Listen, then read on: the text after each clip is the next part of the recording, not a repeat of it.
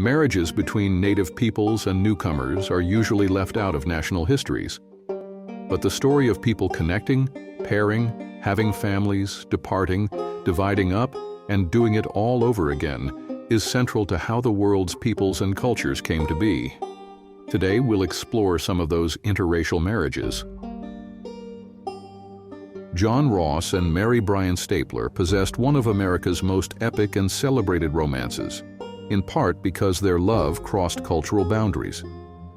John Ross, the principal chief of the Cherokee from the late 1820s until his death in 1866, helped introduce restrictive laws against intermarriage between Cherokee women and white men.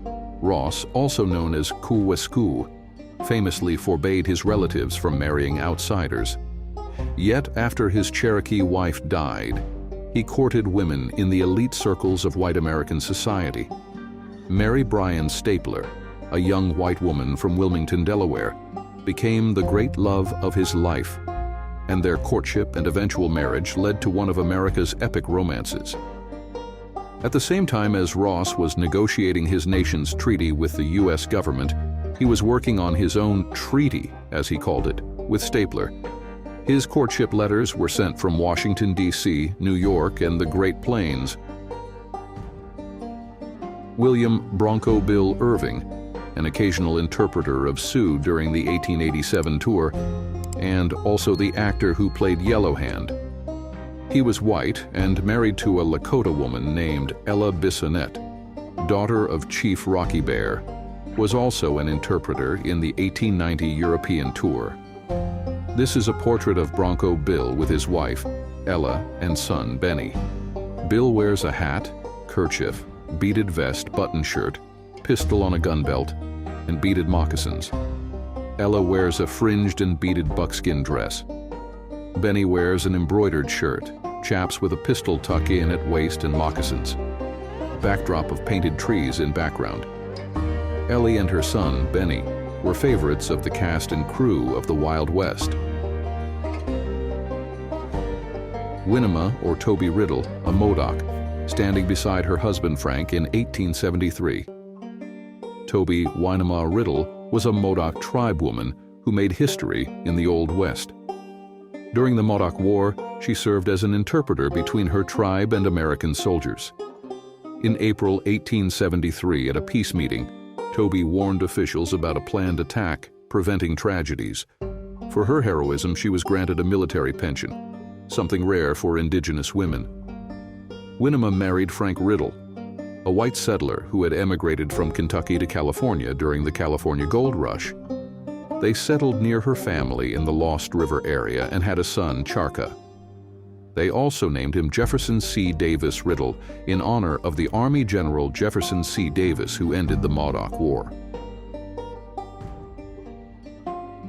During the mid-19th century, people of color lived in relative freedom and safety in border regions on the outskirts of the Mexican territory or in sparsely settled areas of U.S. territory.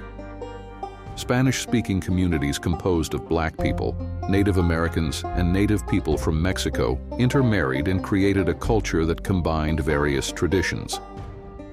In this 1887 photography, a Buffalo soldier and his Indian wife, probably a Mojave, posed for a picture. This beautiful couple displays Black Americans and Native Americans, mixing of family and culture together. Cynthia Ann Parker's story was the most famous one. She was a white woman who was captured by the Comanche tribe at the age of 9. Her parents and siblings were killed by the Comanche at the 1836 destruction of the private settlement Fort Parker. But Cynthia Ann was taken and allowed to live and became a Comanche and married Peta Nakona, a Comanche chief. She was the mother of the great Comanche war leader, Quanah. In 1860, Cynthia was forcibly returned to Anglo-American society, but she could not adapt and died of sorrow 10 years later. Her struggle to return to her family and her longing for her Comanche life highlight the emotional turmoil faced by individuals caught between two cultures. Jim Bridger was a mountain man, trapper, and explorer, known for his interactions with various Native American tribes. He was first married to Cora Insala, daughter of Insala, chief of Flathead Nation. Jim probably met Cora earlier, and they knew each other for some time before marriage. Cora died in 1845 at Fort Bridger, Wyoming, shortly after delivery of their third child in the wintertime. After her death, he married a Ute woman. When she too died in childbirth, he married Shoshone Chief Washaki's daughter, Mary Washaki Bridger. After this marriage, Jim and his family moved to Missouri near Little Santa Fe, where he bought a small farm consisting of 375 acres under cultivation and several hundred more forested acres. With the help of a neighbor, he built a log cabin for his family. In 1857, Mary died while giving birth to her second child. Jim was away at the time and wouldn't know of Mary's death until July of 1858, when he returned from another excursion into the West. Sarah Winnemucca was a Northern Paiute author, activist, and educator who fought for her people's rights.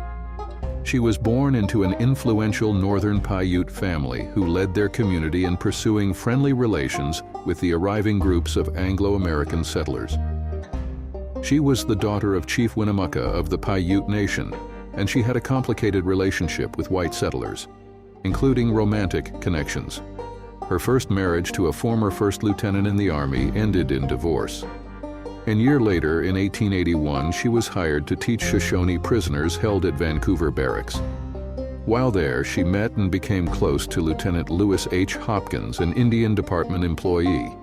Soon, they get married. Lewis had contributed to her efforts by gathering material for the book at the Library of Congress, but he ran through Winnemucca's money. In this undated photo captures an interesting image of what appears to be a Navajo man and a white woman holding hands pose in a studio setting. The man wears traditional attire adorned with beadwork and animal motifs, while the woman dons a modest Western blouse and skirt. Their pose, with the woman's hand resting gently on the man's shoulder, suggests a close connection.